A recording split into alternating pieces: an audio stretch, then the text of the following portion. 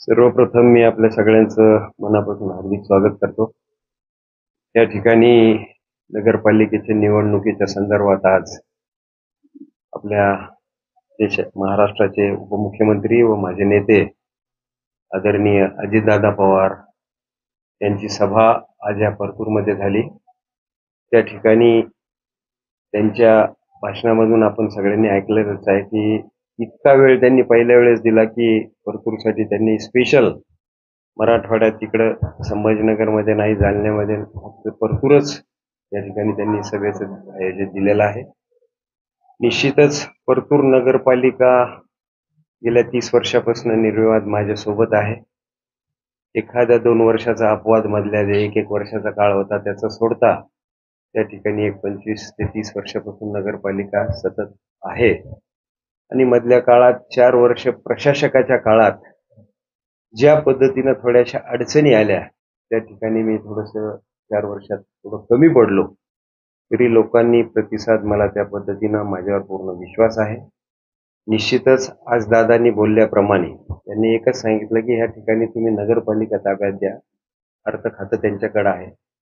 आणि माझ्या बऱ्याचशा शहरातले प्रश्न आहेत जेणेकरून आज ज्याची गरज आहे फक्त रस्ते, पाणी, विकास याचे नाही, त्याच्यासोबत शहरातले युवक आणि त्या ठिकाणी एक चांगलं प्रशिक्षण त्यांना मिळालं पाहिजे, एक चांगले उद्योग उभे राहिले पाहिजे. या पद्धतीनं शहराच्या दृष्टीनं मला अजितदादांनी शब्द दिलेला आहे. विकासाचे प्रश्न आहेत, अल्पसंख्याक समाज असेल, दलित वस्तीचे कामं असतील किंवा बाकी जनरल काही जे महत्वाचे कामं असतील ते निश्चितपणे निवडून आल्यानंतर मला जास्तीत जास्त त्यांनी 2 महिन्याचीच वेळ दिलेली. त्या 2 महिन्यात आम्ही सर्व कामं तुम्हाला देऊ म्हणून त्यांनी आश्वासन मला दिलेलं आहे.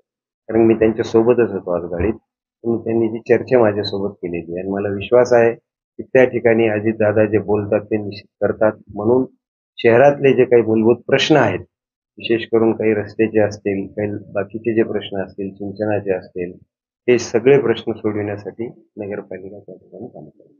लागणारा निधी जो आहे तर हा सुद्धा कमी पडणार नाही असं पण ते म्हणतात. हो, निश्चितपणे त्यांनी तेच सांगितलं की निधी कमी पडू देणार नाही, म्हणजे विकासासाठी जे काही प्रश्न असतील ते सगळे सोडवण्याचा आहे. त्यांचं कन्स्ट्रक्टिव्ह काम असतं, त्यांना क्वालिटीवर त्यांचा विशेष भर असतो. त्या ठिकाणी कामं करायची आणि त्या ठिकाणी उदाहरण त्यांनी जे बारामतीचं असेल किंवा पुण्याचं दिलं असेल त्याचं कारण ते आहे आणि ते एक स्पष्ट बोलणारे नेते आहेत. पूर्वीपासून त्यांचं एकच आहे की ते पूर्वीपासून एक स्पष्ट बोलतात, मागे पुढे त्यांचं काही हे नाही. अवघे 8 दिवस आहेत प्रचारासाठी. प्रचाराचा नारळ अजित पवारांचा आहे. या 8 दिवसामध्ये कोणकोणते कार्यक्रम होणार आहेत ते कसं नियोजन केलं? यापुढे नियोजन कसं असेल सभांचं वगैरे? सभेपेक्षा आता माझं मत आहे की मी डोर टू डोर शहरात पूर्ण ठिकाणी दररोज एक दिवस वेळ देईल. सभा आज अजितदादाची झाली सफिशियंट आहे, मला काही असं वाटत नाही की जास्त सभा देईल. आमचे नजीर काजी साहेब आहेत अल्पसंख्याकचे प्रदेश अध्यक्ष, ते आज मी ते आता सोबत होतो, त्यांना एक दिवस त्यांना बोललो की एक दिवस माझ्यासाठी द्या. बाकी आता दुसऱ्यांची सभा मला तरी वाटत नाही की काही आवश्यकता नाही. भाजप आणि राष्ट्रवादी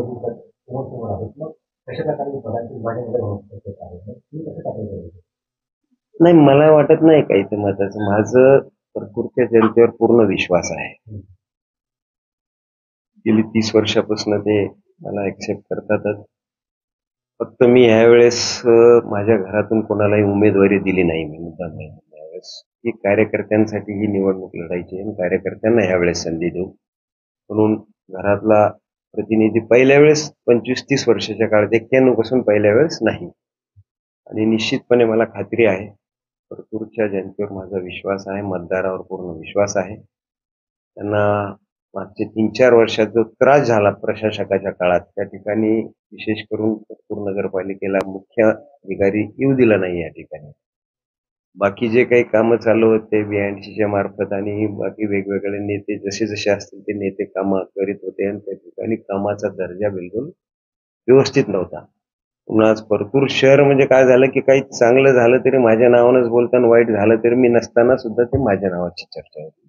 मग मला खात्री आहे की ह्यावेळेस परतूर शहरातलं जे काही विकासाचे कामं असतील आणि सर्वसामान्याचे, माझा पहिल्यापासून एकच आहे की मी सर्व समाजाच्या लोकांना सोबत घेऊन चालतो, हा माझा अजेंडा असतो.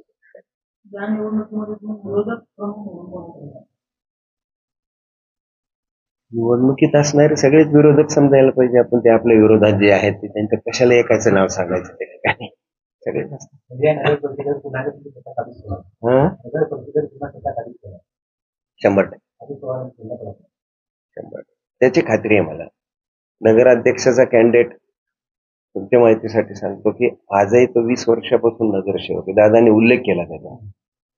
आजही साध्या घरात राहतो. आजही त्याची जी 3 एकर शेती आहे त्याच्यावरच आहे. त्याला बरेचदा मी उपाध्यक्षाचा चार्ज दिला, बाकीच्या सगळ्या गोष्टी दिल्या, दलित वस्तीचंही केलं, पण त्यांनी सर्वसामान्याला सोबत राहूनच त्यांनी ते काम केलेलं आहे. आणि निश्चित हिवाळे नगरपालिकेचे नगराध्यक्ष राहतात. तर ओके, थँक्यू.